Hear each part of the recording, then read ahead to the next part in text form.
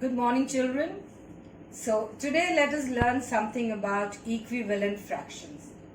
As you can see, I have three figures drawn over here and some parts are shaded. First of all, we'll find out the shaded part of each figure. In the first figure, this part is shaded. If we were to find out the fraction of the shaded part, it would be 1 upon 2.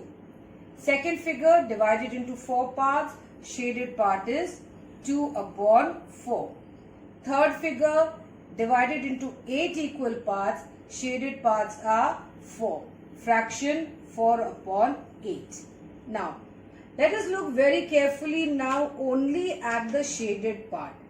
If we do not see these divisions and if we just think that these are just bars of chocolate, and if we were to see how much chocolate someone has eaten, in the first figure, this much part has been eaten. Now look, I am not talking about fraction, I am talking about the part that has been eaten. This much part is eaten. In the second figure, this much part is shaded, or this much part has been eaten if we consider this to be a chocolate. Now this whole part. In the third figure, this much part is fully shaded, and if we were to talk of it as a chocolate, then this much of it has been eaten up. Now look very carefully at the shaded parts. Now if you see carefully, this part that is shaded is exactly equal to this part that is shaded and is equal to this part that is shaded. That means all three parts which are shaded are exactly the same. But if we were to look at the fractions that they represent, 1 upon 2, 2 upon 4, 4 upon 8, all of them, numerators are different, denominators are different. But the part that they show, 1 upon 2 is also showing this much part, 2 upon 4 is also showing this much part, and 4 upon 8 is also showing this much part. So when different fractions show the same part, we say these fractions are all equivalent. We are not saying fractions are equal. We are saying the fractions are equivalent. So we write 1 upon 2 is equal to 2 upon 4 is equal to 4 upon 8, because the parts that they show are all the same. So when fractions show the same part, we call them as equivalent fractions. And this is what we are going to do today. Know something about equivalent fractions. We will learn how to form equivalent fractions. We will find how to find the missing numbers when equivalent fractions are given. And we will also find out whether two fractions, when they are given, are they equivalent or not. Now going to the same example of ours, 1 upon 2 was equal to 2 upon 4 was equal to 4 upon 8. Now let us take 2 at a time. 1 upon 2 is equal to 2 upon 4. Now we are saying they are equal. Now how can we make them equal? If you see carefully, if you multiply 1 by 2, you get 2. So 1 into 2 is 2. Absolutely correct. Now what should we multiply by this 2 so that we get the answer 4? Again multiply it by 2. So what do you see? When we multiply the numerator and the denominator by the same number, when we multiply numerator and denominator by the same number, we get an equivalent fraction. In the same way, 2 upon 4, again if we multiply by the same numerator, same denominator, what do we get? We get 4 upon 8. So, equivalent fractions, you can make as many equivalent fractions as you want. The only rule for making equivalent fractions is multiply the numerator and the denominator by the same number. Now, what happens when we multiply the numerator and the denominator by same number? For example, 1 upon 2, when you multiply by 2 upon 2, you get 2 upon 4. Are we changing this 1 upon 2? This was a fraction of ours, isn't it? Did we change 1 upon 2? We did not do anything to this 1 upon 2. Because 2 upon 2 means what? 2 upon 2 is equal to 1. 2 upon 2 means you take anything, divide it into two parts and take the whole part. So what is this? 1 whole. If you take 3 upon 3, it means what? You have divided something into 3 parts and you've taken all 3 parts. That means again you have taken 1 whole. So when the numerator and the denominator is the same, it is equal to 1. So 4 upon 4 also means 1. 10 upon 10 also means 1 whole, that is 1. So any number given to you, now let's see. Any number given to you, we have 5 upon 7. Now with 5 upon 7, you have to form 3 equivalent fractions. How many? You have to form 3 equivalent fractions for 5 upon 7. So very easy. 5 upon 7 is there. Multiplied by 2 upon 2. Again 5 upon 7. Now let's take another number. Multiply by 3 upon 3. Let's take another number. See, because we have to form 3 equivalent fractions. 5 upon 7 multiplied by 4 upon 4. If you multiply them, what do you get? 5 2s are 10. 7 2s are 14. 5 3s are 15. 7 3s are 21. 5 4s are 20. 7 4s are 28. So 10 upon 14 is equal to 15 upon 21 is equal to 20 upon 28. And if we were to write them all together, we can say 5 upon 7 is equal to 10 upon 14 is equal to 15 upon 21 is equal to 20 upon 28. This is the way we form the equivalent fractions. Now, instead of doing this in this long method, if you're very good with your tables, you can also do it very easily. Multiply in your mind. Same sum. How many do you have to form? 3. So 5 upon 7 is equal to, first multiply by 2 upon 2. Straight away. 5 2s are 10. 7 2s are 14. Again, multiply. You can multiply 10 upon 14 also, children, by 3 upon 3. But the number will become big. So it is easy always to take the first fraction that we have to form. 5 upon 7, again multiplied by 3 upon 3. 5 3s are 15. 7 3s are 21. 5 4s are 20. 7 4s are 28. If you were to write it in the form of a sentence, 5 upon 7, 10 upon 14, 15 upon 21 and 20 upon 28 are equivalent fractions. Same thing we did, children. Now, instead of doing this in the long method, like we found out this one by one, you can easily do it this way also. But for this, again I'm repeating, you need to be very fluent in your tables. In the same way, take any other number. You can take 8 upon 9. Again form 3 equivalent fractions. 8 2s are, you go to 16. 9 2s are 18. Then 8 3s are 24. 9 3s are 27. 8 4s are 32. 9 4s are 36. Only thing, children, you have to remember is multiply numerator and the denominator by the same number. There is also another way of forming the equivalent fractions by the division method. But this multiplication method that we do, children, is very easy and you can very easily do it orally also. Now, where do we use this, children? And why do we need to know? We can use this concept of equivalent fractions to find out missing numbers.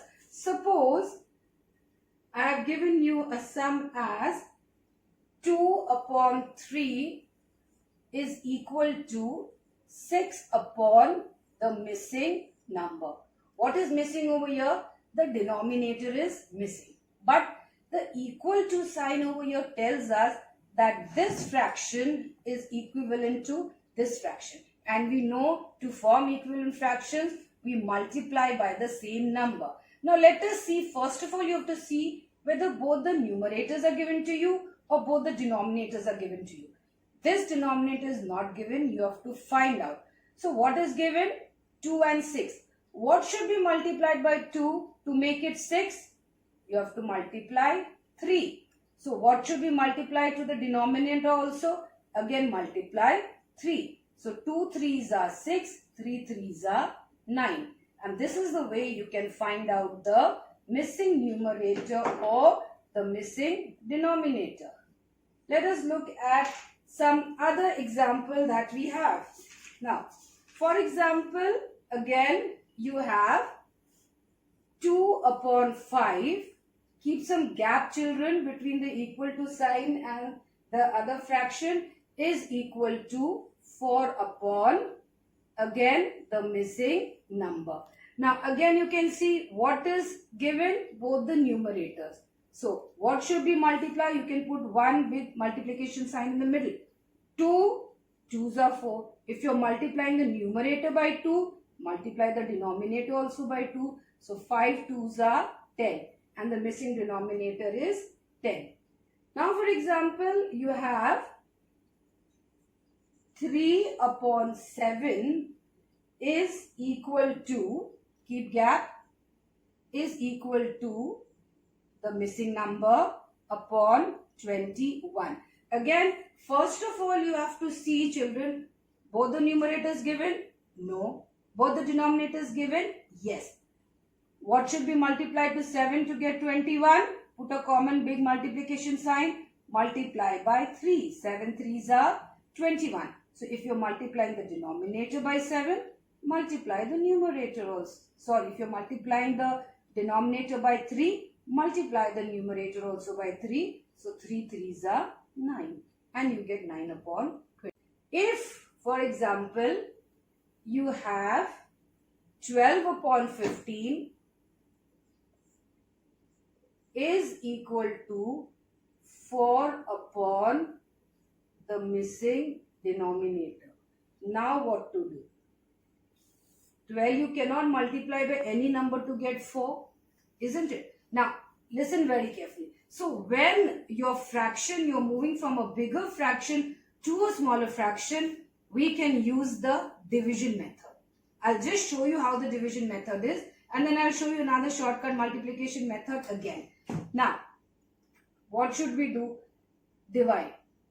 Put a common division sign. What should be divided by 12 should be divided by which number to give you 4? You have to think. So 12 divided by 3 is equal to 4. So the same you take even the denominator. So 15 divided by 3 is equal to 5. This is the division method. Okay. Same sum. 12 upon 15 is equal to 4 upon the missing number. If the sum given to you is this way, what can you do? Again, you have both the numerators given. You have to find out the denominator. Let us go on to the other side. Simple. We'll move on to the other side. Again, just think that this is this way. If you're going on to the other side, 4 multiplied by which number will give you 12? 4 multiplied by 3 will give you 12. That means you have to multiply the denominator also by 3. So, 3 multiplied by which number will give you 15? 3 multiplied by 5 will give you 15. Same, one place you are dividing, and the same thing, instead of dividing, we are taking it over to the other side and you are multiplying. But your answer remains the same. So this also, children, you can do. Okay. If you're comfortable with division, please go ahead with division. But if you feel no, I find I'll stick to multiplication also, it is absolutely correct. There is absolutely no harm in doing this method also. It's absolutely correct. Now, suppose this is not directly given to you and you have it in the form like of a simple as a word problem, that find an equivalent fraction, and be very careful, children, of the spelling of equivalent. Find an equivalent fraction of 3 upon 4 with, this is like a word problem, isn't it? With numerator 15. Now see, first of all you have to make the sum, or we say you have to form the sum. So what will you do? You have to find an equivalent fraction of what? Of 3 upon 4. Now we are forming the sum. What is given to you? Numerator is given to you. Numerator is 15. So what do you have to find out? The denominator. Again we are going back to the same thing which we did before this. This in the word problem sort of it is given. Find an equivalent fraction of 3 upon 4 with numerator 15. Again 3, how much will give you 15? 3 5s. So because we are multiplying the numerator by 5, we will multiply the denominator also by 5. So 4 5s are 20. And in the same way, if you are given, find an equivalent fraction of, now let's take another example. Find an equivalent fraction of 5 upon 7 with denominator 21. Which is the fraction given to you? 5 upon 7. What do you have to find out? A fraction whose denominator is given, you have to find out the numerator. Again, very easy, children. 7 multiplied by which number will give you 21? 7 3s are 21. Same number, numerator, denominator you have to multiply. So 5 3s are 15. So this way you can find out the missing numbers, both when directly it is given to you in the form of a sum, or you have to find a sum. Now, one more concept, children, of equivalent fractions.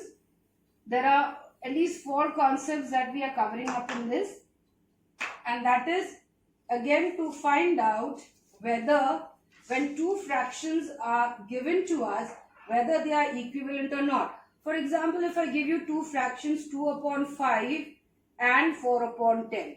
Now, I am asking you, are they equivalent or not? Now, how will we find out whether they are equivalent or not? Very simple method of finding out whether 2 fractions are equivalent or not. Only one thing you have to do, you have to cross multiply. Cross multiply means this is a cross, isn't it? So we will cross multiply. What will we cross multiply?